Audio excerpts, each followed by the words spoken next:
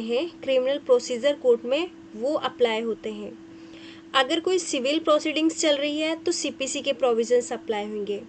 Witness के examination के लिए अगर कोई लॉ नहीं है, ना ही सिविल में ना ही क्रिमिनल में, तब कोर्ट क्या कर सकता है, उसको यूज़ कर सकता है अपनी डिस्क्रेशनरी पावर।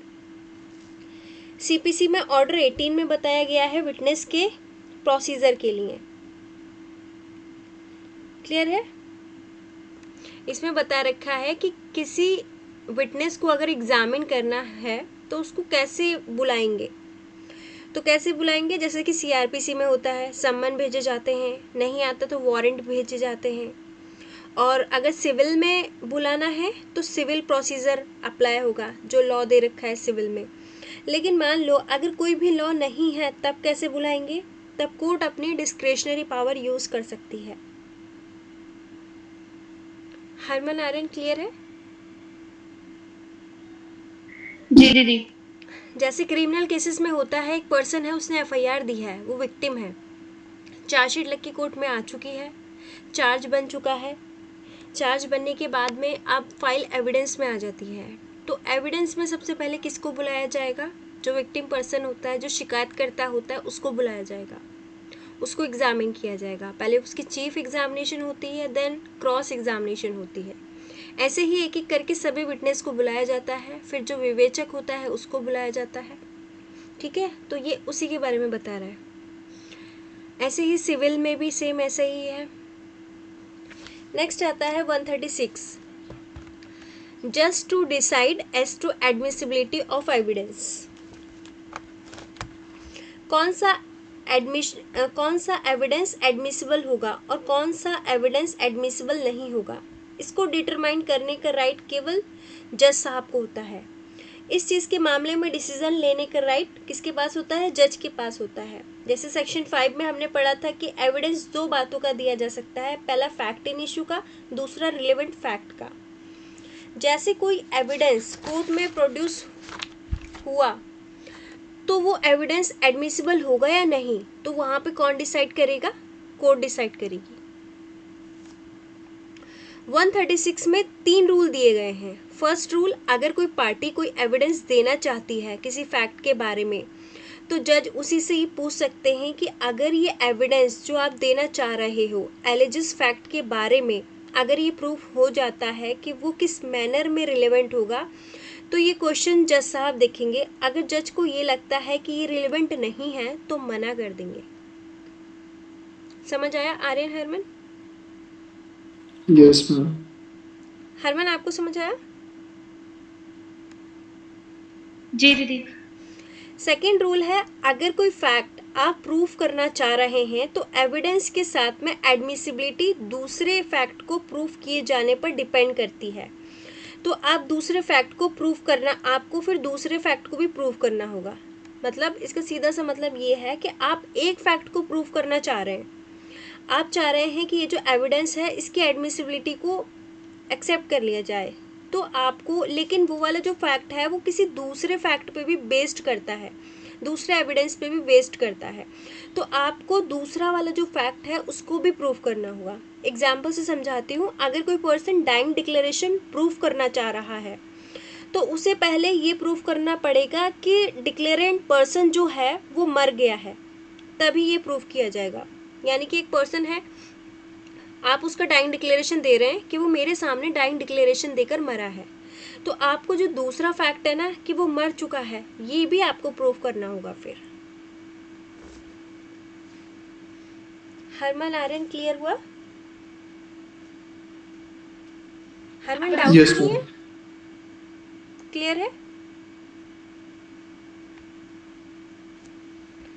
रूल 3 है, ये 1 और 2 का एक्सेप्शन है। ये बताता है कि किसी एलिजिस फैक्ट की रिलेवेंसी डिपेंड करती है किसी दूसरे फैक्ट को प्रूव करने के ऊपर।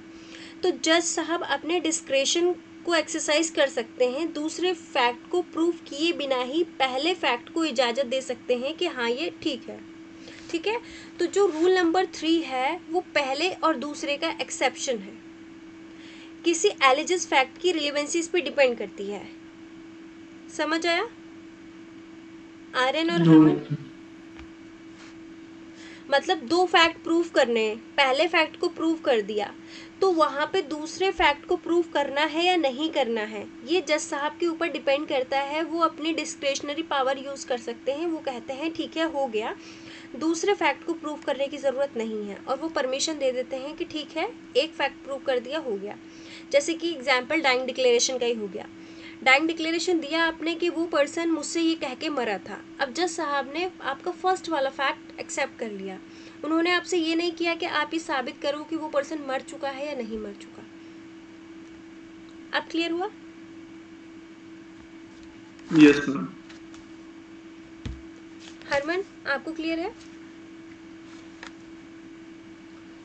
सेक्शन 137 एग्जामिनेशन इन चीफ, मुख्य परीक्षा।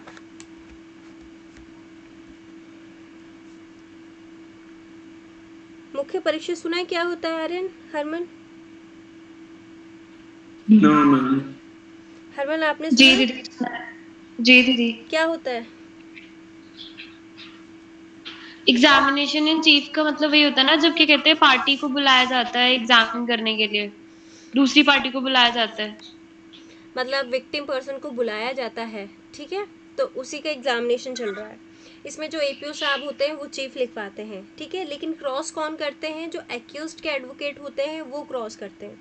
एग्जाम्पल से समझाती हूँ। 2 पर्सन हैं ए एंड बी, इन दोनों के बीच में कोई भी प्रोसीडिंग्स चल रही है, मान लो सिविल या क्रिमिनल की।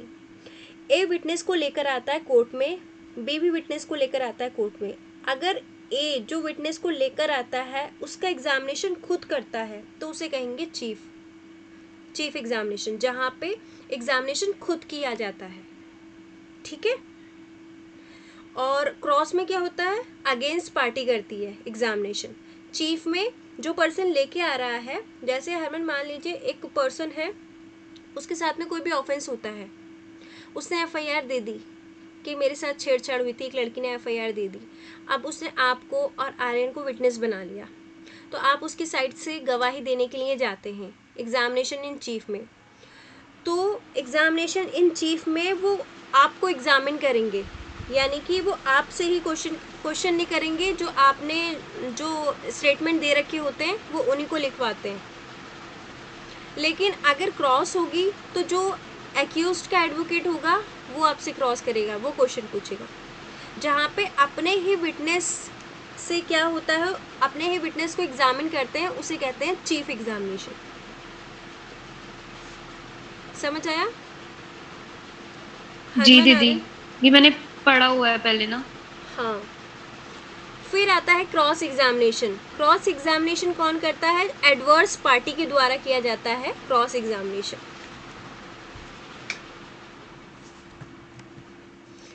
फिर आता है री एग्जामिनेशन। अगर विटनेस का जब एडवर्स पार्टी के द्वारा क्रॉस एग्जामिनेशन कर लिया जाता है तो उन विटनेस का पार्टी के द्वारा क्रॉस एग्जामिनेशन फिर से करवाया जा सकता है। जैसे कोई डाउट हो गया तो वहाँ पर एप्लीकेशन लगाई जाती है, 311 की एप्लीकेशन लगाई जाती है सीआरपीसी में कि हम जो है विटनेस को दोबारा से बुलाना चाहते हैं, या फिर कोर्ट भी बुला सकता है, री एग्जामिन कर सकता है अगर कोई डाउट होता है उसको क्लियर करने के लिए। तो जितने भी विटनेस होते हैं उनका री एग्जामिनेशन भी किया जा सकता है, उनको दोबारा बुलाया जा सकता है। क्लियर है? हरमन आर्यन क्लियर है? यस जी मैम। दीदी। Section 138 order of examination. इसमें बताया गया है कि पहले कौन सा ऑर्डर कराया जाएगा। जो विटनेस है उसका सबसे पहले एग्जामिनेशन इन चीफ होगा, फिर एडवर्स पार्टी के द्वारा क्रॉस एग्जामिनेशन कराया जाएगा। जिस पार्टी ने बुलाया है अगर उसका कोई भी डाउट रह गया है तो फिर री एग्जामिनेशन कराया जाता है। तो ये सीक्वेंस याद रखना, पहले क्या कराया जाता है? चीफ कराया जाता है, फिर क्रॉस कराया जाता है, अगर कोई डाउट होता है तो एप्लीकेशन लगाई जाती है, री एग्जामिन भी किया जा सकता है। क्लियर है हरमन आर्यन? एक केस है जी दीदी। कल्पना बेन एम शाह वर्सेस नवीन चंद्रा जीवनलाल आचार्य AIR 1995 का। इसमें कहा गया था कि पार्टी को एक फेयर चांस दिया जाना चाहिए क्रॉस एग्जामिनेशन करने के लिए। हालांकि जो समरी प्रोसीजर होते हैं होते हैं ना, वहाँ पर पार्टी को क्रॉस एग्जामिनेशन की अपॉर्चुनिटी दी जानी चाहिए। मतलब ये कह रहे हैं कि एक फेयर चांस दिया जाना चाहिए क्रॉस एग्जामिनेशन करने के लिए। जो हमने ऊपर पढ़ा ये वही इसमें बता रखा है। फिर आता है section 139, cross examination of person call to produce a document. अगर किसी पर्सन को सम्मन किया जाता है कि आप किसी डॉक्यूमेंट को लेकर आइए प्रोड्यूस करने के लिए, तो उसको सिर्फ इस वजह से कोर्ट में प्रोड्यूस किया विटनेस नहीं माना जाएगा और उसका क्रॉस एग्जामिनेशन नहीं किया जाएगा। जैसे कि कोर्ट ने किसी पर्सन को बुलाया कि सिर्फ आप डॉक्यूमेंट्स लेके आ जाइए, इन डॉक्यूमेंट्स की ज़रूरत है, डॉक्यूमेंट प्रोड्यूस करने के लिए बुलाया, तो उसको एज अ विटनेस नहीं मानेंगे, उसका क्रॉस एग्जामिनेशन नहीं किया जाएगा। क्लियर है हरमन? जी दीदी। फिर आता है 140, विटनेस टू कैरेक्टर। अगर कोई पर्सन टेस्टमनी देता है किसी पर्सन के कैरेक्टर के बारे में, उस पर्सन को क्रॉस एग्जामिन और री एग्जामिन किया जा सकता है। जैसे हमने सेक्शन 53 में पढ़ा था, जो सेक्शन 53 के प्रोविजंस हैं वो यहाँ पर एप्लीकेबल होंगे। फिर बहुत इंपॉर्टेंट सेक्शन आता है 141, लीडिंग क्वेश्चन। लीडिंग क्वेश्चन समझाया था एक बार, याद आया कुछ क्या होता है लीडिंग क्वेश्चन? लीडिंग क्वेश्चन ऐसे क्वेश्चंस होते हैं जिनमें क्वेश्चन में ही उनका आंसर रहता है। जैसे मैं आपसे पूछ रही हूँ क्या आपका नाम हरमनप्रीत कौर है, तो यहाँ पे क्वेश्चन भी हो गया और आंसर भी हो गया। तो ऐसे क्वेश्चन जिनमें उनका आंसर छुपा होता है उसे कहते हैं लीडिंग क्वेश्चन, मतलब जिसमें हिंट मिल जाएगा।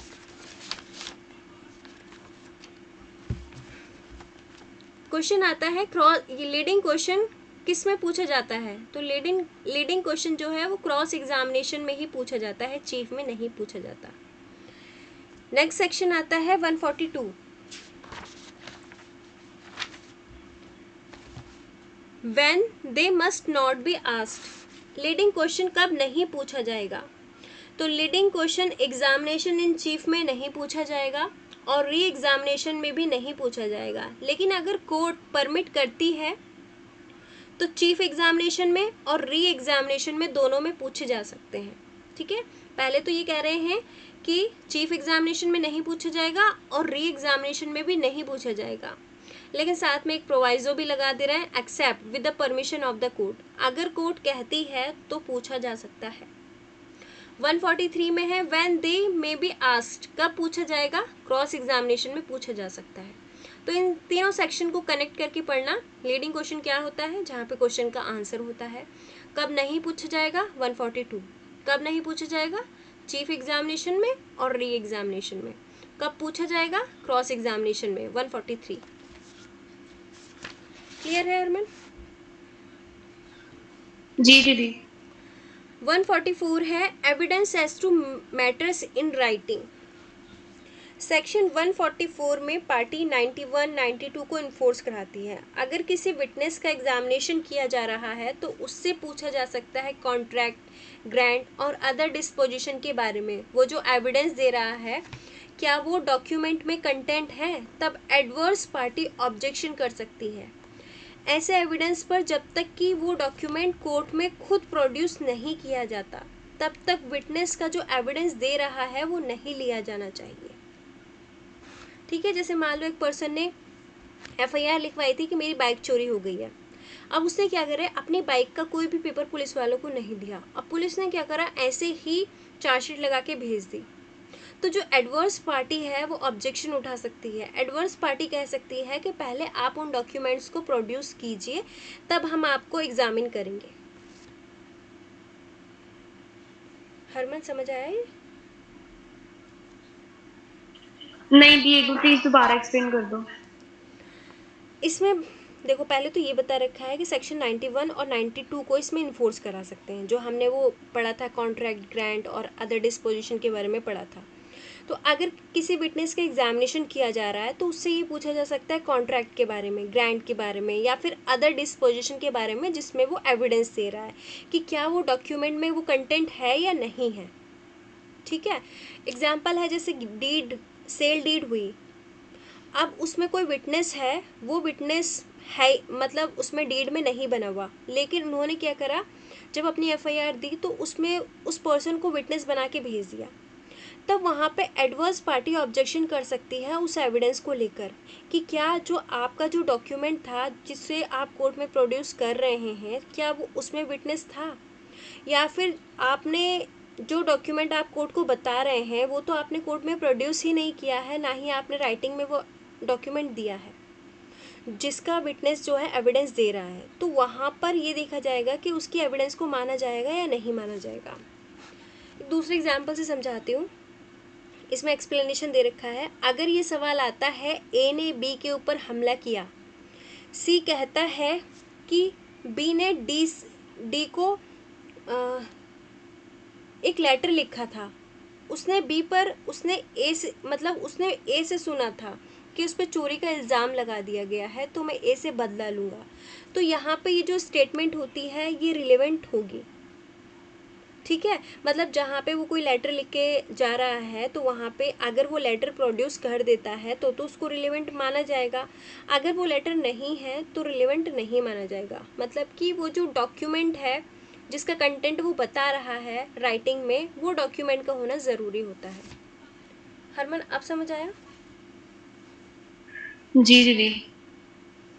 फिर है section 145, cross examination as to previous statement in writing.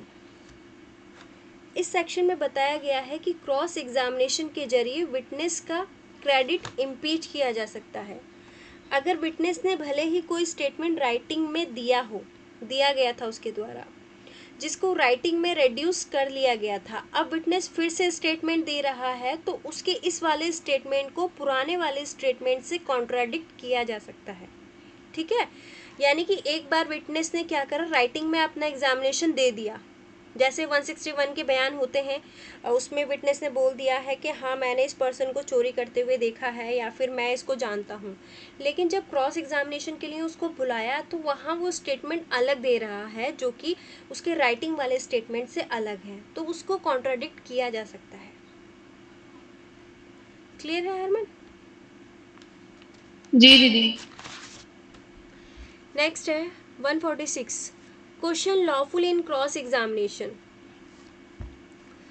Cross examination में कौन कौन से क्वेश्चन लॉफुल हैं?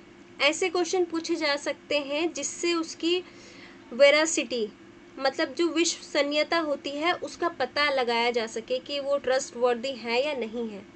ऐसे क्वेश्चन भी पूछे जा सकते हैं कि वो कौन है, उसकी लाइफ की क्या पोजीशन है, उसके कैरेक्टर को लेके, मतलब ऐसे क्वेश्चन नहीं पूछे जाएंगे जो उसके कैरेक्टर से रिलेटेड हो। इंजर्ड करने वाले क्वेश्चन पूछे जा सकते हैं जिससे वो डायरेक्टली और इनडायरेक्टली भी फंस सकता है, या उससे कह सकते हैं कि प्रॉपर्टी फॉरफिट की जा सकती है। लेकिन इसमें एक प्रोवाइजो जोड़ा गया है कि निर्भया कांड के बाद इसमें कुछ चीज़ें सब्स्टिट्यूट की गई हैं 376A से लेके D तक। इसमें जो 53 एविडेंस एक्ट के साथ इसको रिलेट करेंगे, जैसे विक्टिम ने अपनी कंसेंट दी थी या नहीं दी थी, तो ऐसे क्वेश्चन पूछे जाएं जो इमोरल कैरेक्टर से रिलेटेड हो वो पूछे नहीं जा सकते। यानी कि ऐसे क्वेश्चन नहीं पूछे जाएंगे जो कि इमोरल कैरेक्टर से रिलेटेड होते हैं। बाकी क्वेश्चन पूछे जा सकते हैं उसकी विश्वसनीयता को परखने के लिए। हम कोई ऐसा क्वेश्चन पूछ रहे हैं कि जहाँ पे हमें ये लगे कि अगर हम ये क्वेश्चन पूछेंगे तो उससे सच उगलवाया जा सकता है, लेकिन उसके कैरेक्टर को लेके कोई क्वेश्चन नहीं पूछे जाएंगे, ठीक है, इमोरल कैरेक्टर को लेकर। 147, when witness to be compelled to answer. Witness को कब कंपेल किया जाएगा आंसर देने के लिए? अगर कोई मैटर सूट या प्रोसीडिंग से रिलेटेड है तो उस क्वेश्चन का आंसर देने के लिए कंपेल किया जा सकता है। जब ऐसे क्वेश्चन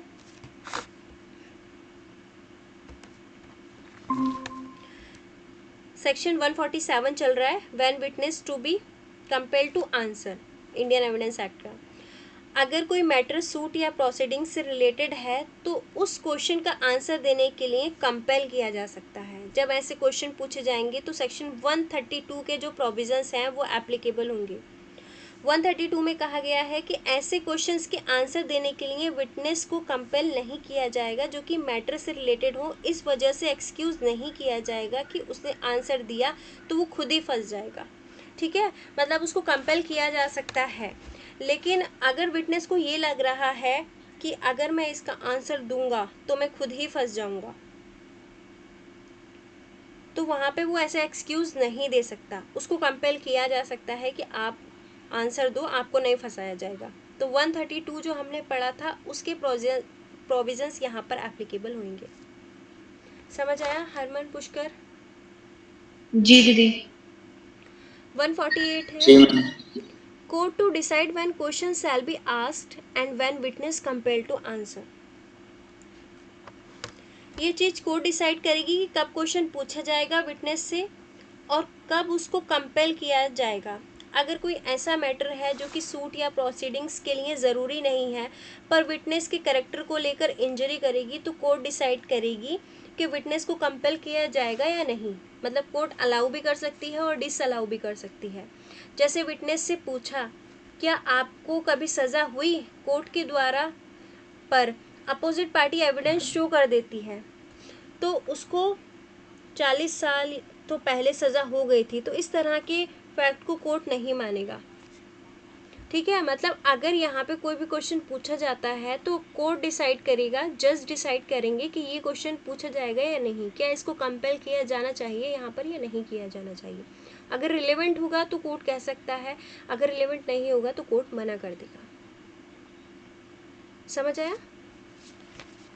जी दीदी। नेक्स्ट है section 149, question not to be asked without reasonable ground.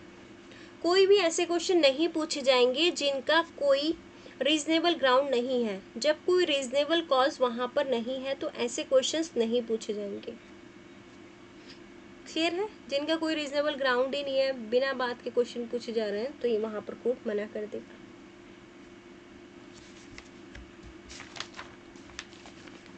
Next है सेक्शन 150, इंडेसेंट एंड स्कैंडलस क्वेश्चन।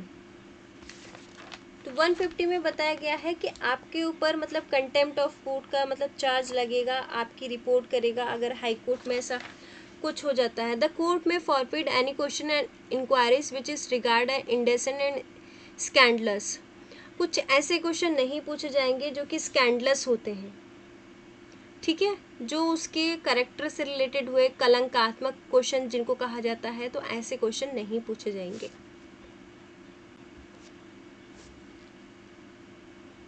समझ आ गया सेक्शन 150? जी दीदी। 150 था procedure of court in of question being asked without reasonable ground. अब आता है 151। सॉरी, मैंने 151 पढ़ दिया था, 150 पढ़ रहे थे हम। 151 में है इंडेसेंट एंड स्कैंडलस क्वेश्चन।